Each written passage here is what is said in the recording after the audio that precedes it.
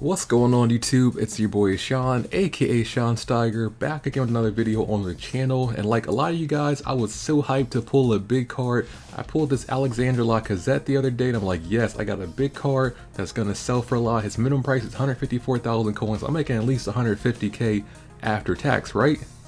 And then I go down to the market, hit compare price and see what he's actually selling for. And there's a whole page and another page. 2 hours later. And another page. There are pages and pages of this Lacazette card at his minimum price not even selling. Like, you might see a bid here and there, but that's pretty much it, guys. You gotta get lucky to sell these cards even at the minimum price, which is absolutely wild.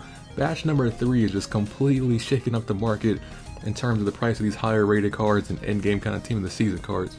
The question becomes, what do you do with all these players you have in your club? Now, if they're untradeable, if this Lacazette was untradeable and I had no plans to use him in my team, I would just put him in the SBC. You know, he's a 94 rated card, he's going to be able to knock down the rating pretty easily and stuff.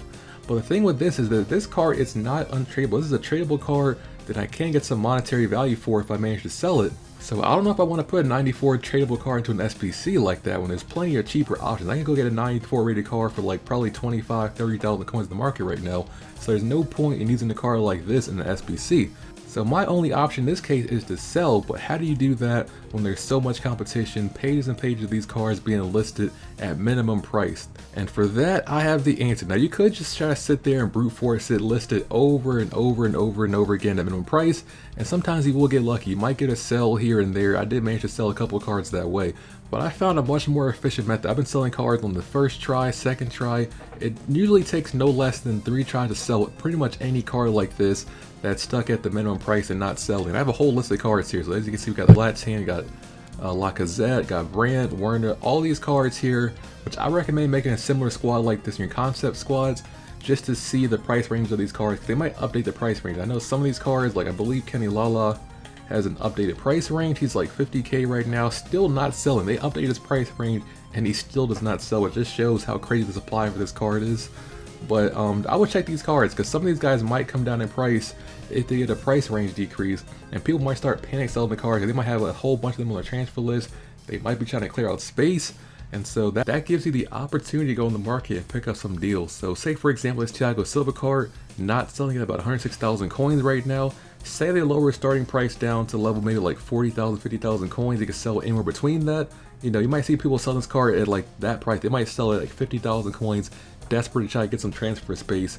So I think it's a great opportunity to try to snipe cards when these price ranges adjust, but you do want to look at all these cards and stuff and check them daily, make sure that price range hasn't changed, and make sure there's no deals in the market waiting to be picked up.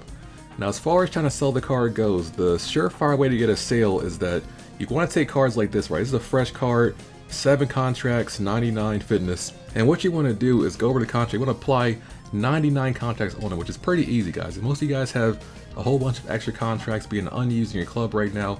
They don't sell for anything too, so you might as well just put it on players like this. You give them 99 contracts, which sometimes that might be enough to get a sale right there, but I take it a step further and now even apply a chem style to them as well. So we'll apply something like a marksman on this guy. You don't need to apply a hunter or shadow, anything like that.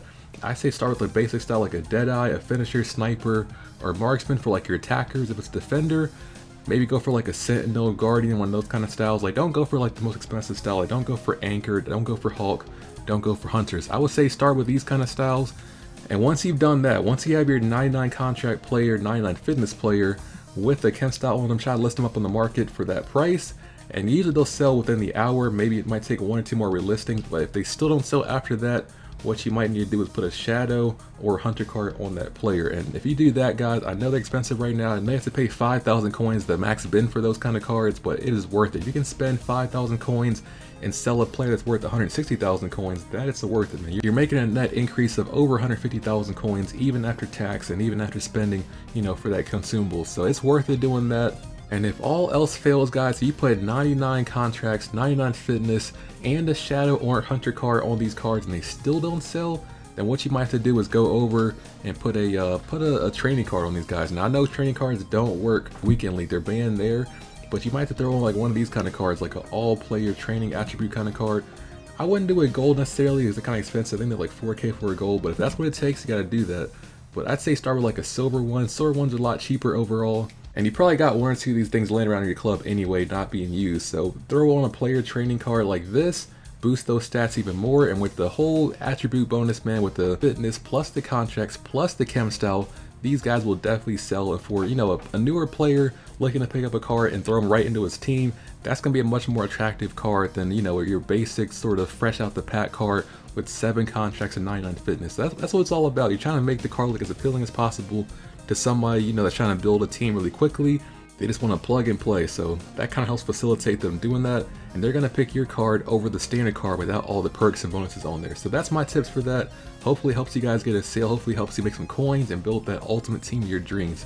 Thank you guys for watching this video. Stay tuned, and I will see you next time.